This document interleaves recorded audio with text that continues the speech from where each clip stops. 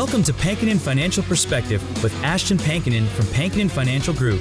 Planning for your financial future means navigating challenges like market volatility, inflation, and retirement income.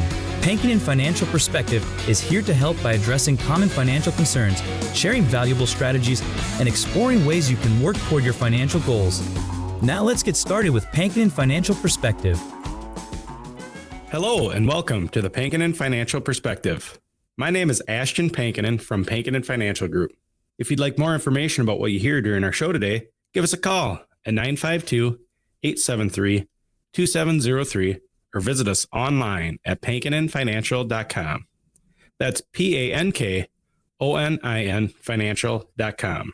And while at my website, click on the radio page to check out past shows and to subscribe to our program on Apple Podcasts, Spotify, or Amazon Music. Also, while at my page, click the link at the top to get the latest retirement guide. You know, there's one number a lot of retirees watch closely every fall, and no, it's not their fantasy football scores. It's the Social Security Cost of Living Adjustment, or COLA. The Social Security Administration, SSA, recently announced 2026 COLA, and that's coming in at 2.8%. That's a modest increase, but it still means a little more breathing room for millions of retirees.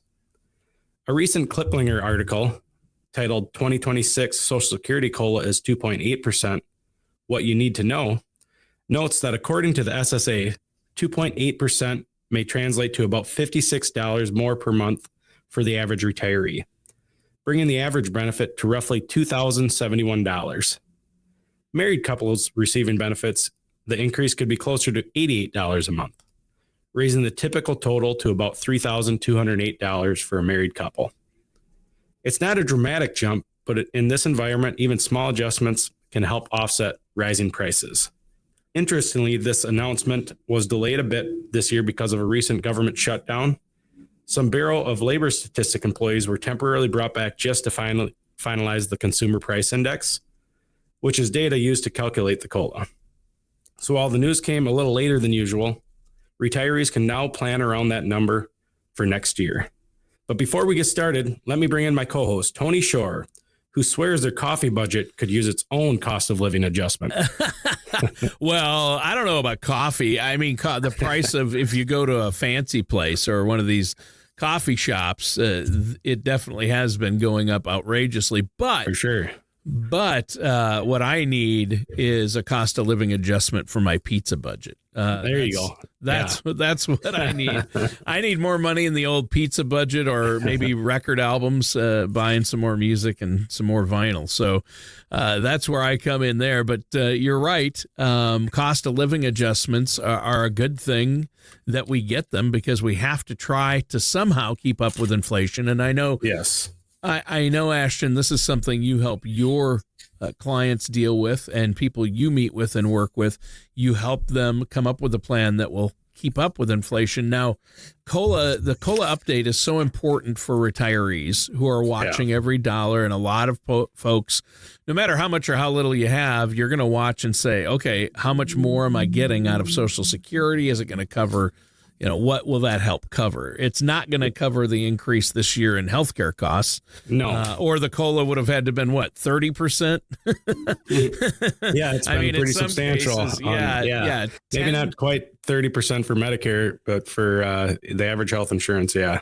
Yeah, 10 to 30%. But there has been other increases within Medicare. I mean, Advantage plans, a lot of companies out there are either dropping them or increasing costs.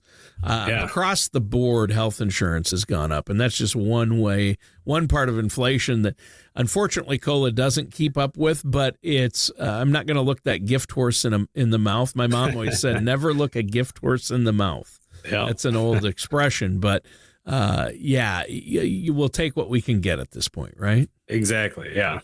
When we look at it in context, it's, that 2.8% is pretty close to where we've been over the long term. The past 20 years, the COLA has averaged about that 2.6%. So that 2.8% is modest, but it's not unusual. Mm-hmm. And current inflation is sitting around 3%, Tony. And so again, it's not keeping up with that perfectly, but projections are next year that inflation is going to be a little bit lower. And so the increase may help these retirees keep up with those day-to-day increases. And I'll say mostly because, again, most people are going to feel like it's not enough. And why is that, do you think? People feel like retirees often spend, like you said, more money in that healthcare, housing, and prescriptions. Sure. And they may go up faster than normal inflation or overall inflation, I guess I should say. So again, that COLA is reasonable at 2.8%. But someone who's seeing their out-of-pocket medical costs jump might feel like they're falling behind. And you can really see how the wide swings have been. I mean, in 2016, COLA was literally 0% because prices were actually moving down in some areas. And then just a few years later, 2023, with COVID spiking and supply disruptions, COLA shot way up to 8.7%, and that was one of the biggest jumps in recent history. And since then, we've seen it cool off with 3.2% COLA in 2024, 2.5% in 2025, and now 2.8% for 2026. And so now it's returned to more normal. Of course, when people got that 8.7%, they hoped that was going to happen every year. Yeah, but we kind of got used to it. I think they got spoiled. They thought 8.7, this is great. Now we're getting bigger COLAs. This is a good thing. Prices still go up, so we expect to get that again. But even though prices have went up, inflation itself has went down technically. Correct. Per the formulas is what you're saying. Yeah. So I think that's interesting, and people do remember that. But a number closer to 2 to 3%, what you're saying is that's actually more typical, and might be a sign that inflation's cooling down as well. Yeah. Again, usually that with that COLA of 8.7% means the economy is under a lot of stress, and a COLA of 2 to 3% may not feel exciting. It's not anything you're going to brag about, but it can mean prices are stabilizing, which makes it a little easier to budget as well going forward. All right. So how does the Social Security Administration actually, I'm going to regret asking this. I'm afraid I'm going to regret it, but we'll see. How do they come up with that COLA number every year? I'm sure knowing it's the government, it's goofy. Well, they actually just throw a dart at the wall. No. I'm not the one coming up with it. I'm not Ashton. I'm not the one coming up with it. No, it's not just a guess. It is based on a formula tied to inflation. Specifically, the government uses something called the Consumer Price Index for urban wage earners and clerical workers, or CPIW. Now, that wasn't always the case. When Social Security first started, Congress had to pass a new law each time they wanted to raise benefits. But in the 1970s, inflation was running so high that people's fixed income were losing value so fast. So in 72, Congress passed an amendment to make those adjustments automatic.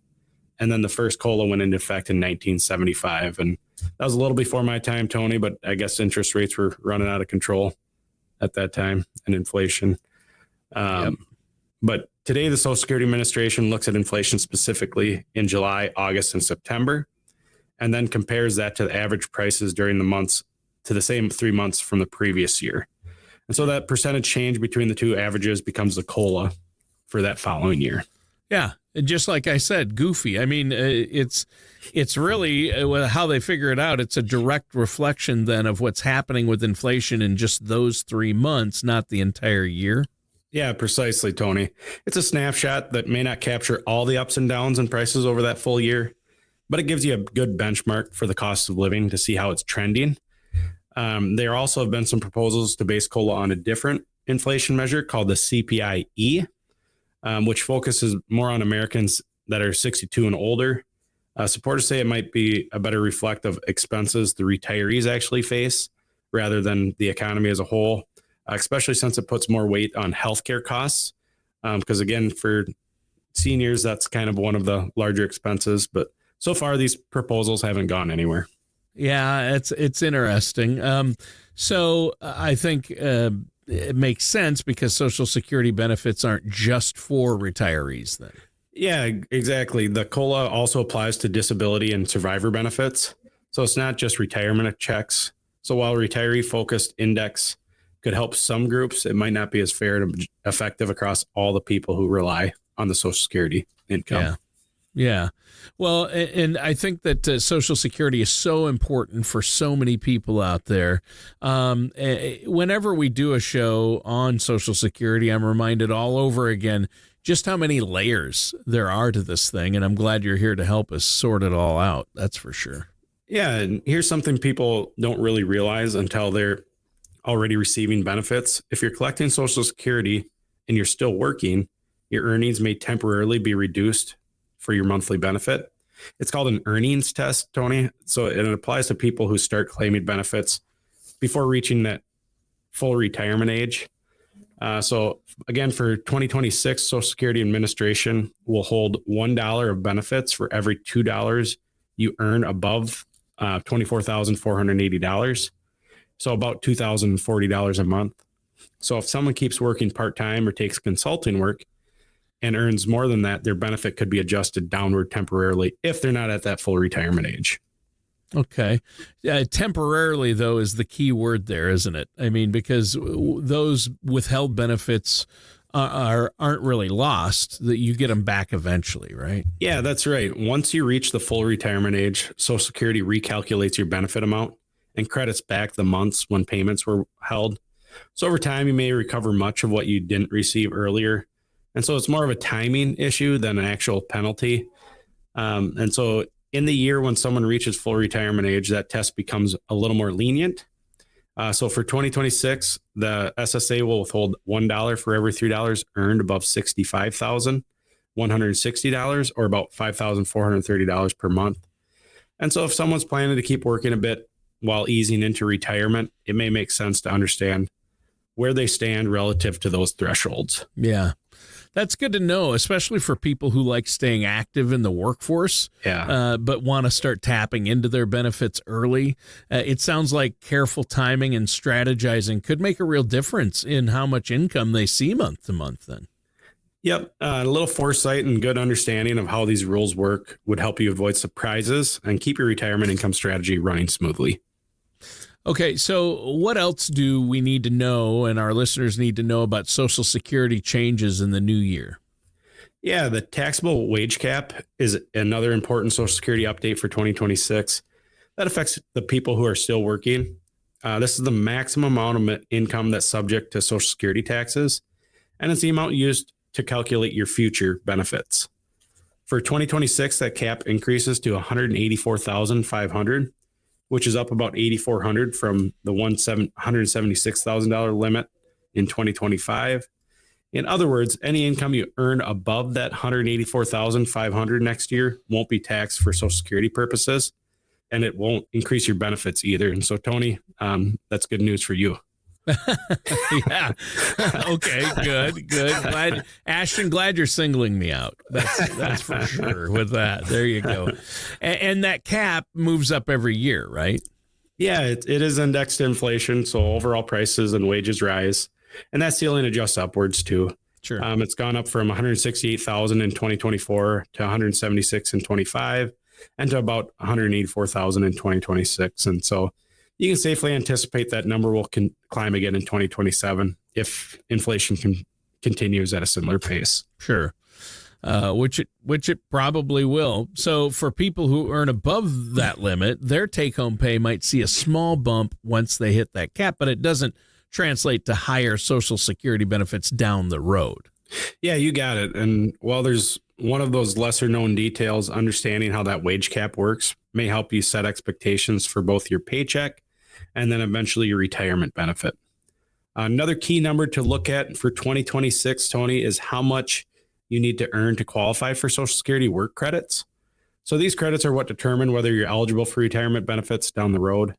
So to qualify, you need at least 40 credits over your working lifetime. And you can earn up to 4 credits per year without enough credits, the Social Security Administration simply can't pay you retirement benefits. So you want to make sure you get those 40 credits. Yeah. Yeah. It's not too hard over your lifetime to get the credits. Almost everyone does. But what are the details for those credits in 2026? Yeah, you'll earn 1 credit for every $1,890 in wages or self-employment income. So that means you need to earn just above $7,500 during the year to get the maximum of 4 credits.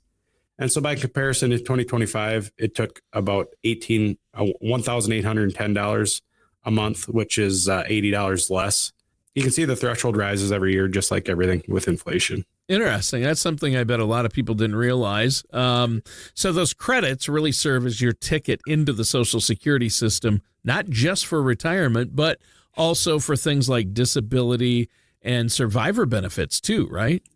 Yeah, you're right, Tony. The number of credits you've earned may also determine eligibility for disability benefits, Medicare, and even survivor benefits for your family. If one of those behind the scenes, it's one of those behind the scene factors that quietly builds over your career, but it can make a big difference when it comes time to claim those benefits later on. All right. Before we keep going with our conversation today, why don't you let listeners know how they can get a hold of you to schedule that no charge, no obligation consultation, because everyone always has questions about Social Security and what's best for them. Maybe we have listeners or viewers out there that haven't yet filed for Social Security. Yeah. And that's a big deal. I know you have individualized reports you can run for people and are happy to help with that. How can our listeners set that up?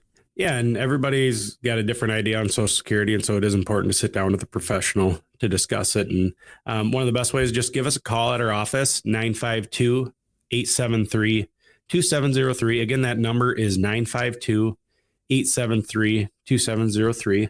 Or visit our website, pankoninfinancial.com. That's PANKONIN financial.com. And scheduling a consultation only takes a few minutes, and we're always happy to work around your schedule. And if you called not during our office hours, if you're listening to our Saturday radio show, just give us a call and leave us a voicemail, and we'll give you a jingle back when we get back in the office. All right. Sounds good. Well, what's next? Let's jump back into this topic. Yeah. When you begin claiming your benefits, it's one of the biggest factors that can affect how much you receive from Social Security. So timing when you take those benefits can make a big difference. If you wait to start collecting until age 70, your monthly benefit increases significantly. Social Security roughly adds 2/3 of 1% each month you delay after your full retirement age, which is about 8% a year. Wow. And so if you wait till 70, your benefit could be around 28% higher than it would have been if you started right at your full retirement age. And quite a bit higher even over that if you, it's the difference between filing at 62, which is as early as you can file, and 70, that's an even bigger difference, right? Yeah. But claiming early may mean locking in a lower benefit for life, too. That's another reason to watch that. Yeah, that's a fantastic point, Tony. For those born 1960 or later, claiming at age 62 may reduce your benefit by about 30% compared to withdrawing at that full retirement age. And spousal benefits can be reduced even more, up to 35% if claimed early. Wow. And remember, a spouse's maximum benefit is 50% of the worker's full retirement amount. So that reduction applies on that top 50% or on top of that 50%. And so that's why, we look at what's called Social Security bridge strategy, where we use savings or investments from whether it's your own personal savings in the bank, IRA or 401k to cover expenses for a few years so we can delay claiming benefits. Doing that may allow Social Security income to grow to its full potential before you're drawing it. So again, that bridge means, maybe you retire from work at age 62, but we've got enough savings to get you a few years and wait to draw Social Security until 65, 67, something like that. Sure. And that makes sense. And it all depends on your personal situation because it's, like you've said before, Ashton, it's about balancing income sources. So you're not forced to claim too early and give up that extra growth. People say, but if I claim early, I get more checks, but it's a greatly reduced benefit. So there's a sweet spot for everyone. And again, I'm glad you brought up spousal benefits because you might be locking your spouse into a much lower rate after you pass. Right. Exactly. Yeah. Everybody's situation is different. Yeah. Those who have other retirement assets to lean on, waiting to claim can definitely help boost that guaranteed income stream for the rest of their life. Sure. Well, and we've talked about Social Security a lot here, the new COLA, the wage cap, I should say, and how benefits are calculated. But let's dig into something that's just as important, how working with someone like yourself can make a difference, because I think a lot of people just assume Social Security is what it is. I'll just take it when I can take it. Yeah, that's true. And again, it's one of the biggest misconceptions out there. Yep. Social Security may feel automatic, but there are many choices that can affect how much you receive over your lifetime. Things like when you file, how long you work, whether you coordinate benefits with a spouse, and even how you manage your other income sources can change the outcome. Again, someone like myself can help you see those moving parts as one picture, not just separate decisions in your retirement plan. Yeah, I think that's huge. So, it's not necessarily just about when do I start my benefit. It's how that decision fits into your entire retirement strategy, right? Yeah. And for example, one of the first things I do with clients is run several Social Security claiming scenarios. We look at what happens if they claim at 62 or at their full retirement age, or if they wait until that age 70. I can show them in real dollars how much each option may add or subtract from their growing monthly income. And importantly, how long it might take to break even on those. And again, sometimes it makes sense. We've done this before for clients where the lower earner maybe takes a 62, and then the higher earner, we wait till age 70 to maximize those lifetime benefits for them. Yeah. Well, and that's great. So you're helping people coordinate how they use their different buckets of income, like savings, investments, and retirement accounts to support their lifestyle while still letting their Social Security benefit grow then. Yeah. And again, I like to think of it as building a retirement income bridge. For example, someone might use withdrawals from a 401k or IRA for a few years to cover those expenses while they delay that Social Security claim. Mm-hmm. And that approach may allow their Social Security benefit to grow by roughly 8% a year between full retirement and age 70. And that's a big jump. And one of the things I talk to my clients about is, it's a guaranteed 8% increase. I can't give you, I'm hoping to get you that 7-8% rate of return. But I can't guarantee it. And so it sometimes makes sense to pull from other assets before we turn on Social Security to supplement our income until we turn on that Social Security. And again, because we manage those withdrawals and plan strategically, we can offer some more efficiency in the tax side of it at the same time as well. Yeah. Well, and taxes, they do tie into Social Security, and how they tie into your overall Social Security strategy. I think that's one angle people might not think about or realize. Yeah, I think that's right. Up to 85% of your Social Security benefit may be taxable depending on your total income. A financial service professional like myself can help structure withdrawals from different accounts, blending taxable income, tax deferred, and Roth assets to help keep you in a lower tax bracket or minimize the taxation of your benefits. Again, it's all about coordination. I just met with some clients. They're getting ready to retire. We started saving a little more in the Roth IRA because, hey, we want to be able to bridge that gap before we turn on Social Security, keep our income down. And so, again, Social Security doesn't exist in a vacuum. It's one piece of that large retirement puzzle. Yeah. Well, and I imagine you also help people project what their expenses might look like in retirement, because retirement isn't just about income. It's about making sure that income matches what you want your lifestyle to be, right? Yeah. And it's one of my favorite part, Tony, of the job is talking about lifestyle goals. It's not just numbers. Some people want to travel. Some may want to downsize. Some people want to help with grandkids' college funds. And so once we know some of these goals, we can estimate what that lifestyle may cost and build a strategy that balances guaranteed income like Social Security with flexible income from investments. And so, again, we can help align that emotional side of the retirement with your financial realities. Yeah. And we've talked about this a lot on the show before. I think that's a great way to put it. A lot of people think preparing for retirement is just spreadsheets and charts, but it is about designing the life you want to live, and you have to talk to a financial advisor about your specific goals. Like, I know you've talked to me before. You've had some people come to you, and their big goal is to travel, maybe take a year-long cruise. Well, that has to be budgeted for. For sure. You can't just pull that right out of your account and just hope it works out. You've got to make sure that you have a plan that takes that into consideration before you retire, hopefully. And hopefully before you retire, you're working with somebody like yourself, Ashton. I think this is really, really important. Again, it's not just about the numbers, like you said. It's about lifestyle choices, and it's good to have a plan for that stuff as well. Yeah. And again, we talk about how Social Security is the foundation. On the past shows, we've referred to it as a 3-legged stool. And that's usually the biggest leg of the stool is Social Security income. And then if you're lucky enough to have a pension, or if we create a pension, that's the other leg. And then the third leg is that personal savings and 401k. And so, again, that personal savings can help with that bridge until we start drawing Social Security, and then also give us retirement income. And so, again, it's how you structure those investments, savings, insurance to all work together to stay confident no matter what the markets do or how long you live. Yeah, it's Social Security is the foundation, as you just said, but it's not the whole house, right? No. You're going to need a 401k, 403b, 457, whatever. You're going to need that retirement account or IRA. You need some supplemental income, and you need to be able to bridge that gap.